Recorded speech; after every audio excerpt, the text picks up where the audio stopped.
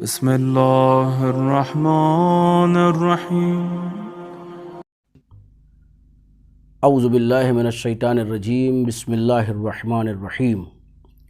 ناظرین کرام، السلام علیکم ورحمۃ اللہ وبرکاتہ۔ آج ماہ مبارک رمضان کی چوتھی تاریخ ہے۔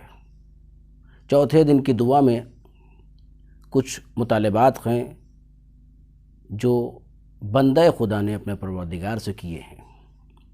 اس میں سے جو مہم ترین مطالبہ ہے وہ ہے قوت کا، کہ پروردگار مجھے قوت عطا کر دے۔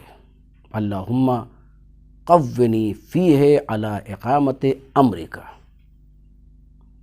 کیوں ہم کو قوت دے دے؟ کیا سبب ہے؟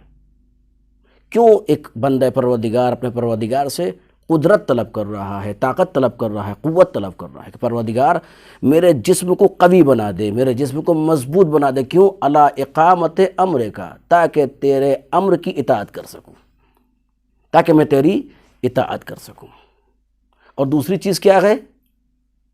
دوسری چیز یہ ہے کہ پروردگار عالم مجھے اپنے ذکر کی حلاوت اور مٹھاس عطا کر دے، یعنی مجھے چکھا دے اپنے ذکر کی مٹھاس کو۔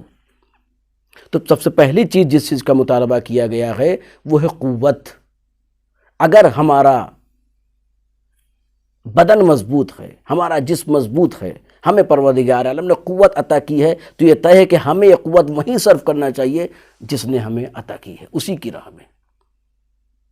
جیسا کہ مولا کائنات دعائے کمائل میں فرماتے ہیں، قوّ علی خدمتک جوارحی، ہمارے اعضاء و جوارح کو، ہمارے بدن کو مضبوط کر دے تاکہ ہم تیری اطاعت کر سکیں۔ اور یہ اطاعت ایک لمحے کے لیے نہ ہو، بلکہ مستقل متصل ہو جائے تیری اطاعت میں، یعنی ہم مستقل تیری اطاعت کرتے رہیں۔ واقعاً اگر ہمارے پاس زبان کی قوت ہے، بولنے کی قوت ہے، تو اسے اللہ کی راہ میں خرچ کریں۔ اگر پروردگار عالم نے ہمیں قلم کی قوت عطا فرمائی ہے تو اسے اللہ کی راہ میں صرف کریں۔ اور پروردگار عالم نے ہمارے بدن کو مضبوط بنایا۔ کیوں مضبوط بنایا ہے؟ بھائی مضبوط بنانے کا کوئی تو فلسفہ ہوگا، کوئی تو علت ہوگی، کوئی تو سبب ہوگا۔ بدن کو مضبوط بنایا ہی اس لیے ہے تاکہ ہم اس مضبوطی کو، اس قدرت کو اس کی راہ میں خرچ کر دیں۔ اور لِكُلِّ شَيْءٍ زَكَاةٌ وَزَكَاةُ الْبَدَنِ الصِّيَامُ، یاد رکھیے ہر شے کی ایک زکوٰۃ ہے، اور بدن کے زکوٰۃ کیا ہے؟ روزہ ہے۔ پروردگارہ ہمیں حقیقی روزہ داروں میں قرار دے۔ والسلام علیکم ورحمۃ اللہ وبرکاتہ۔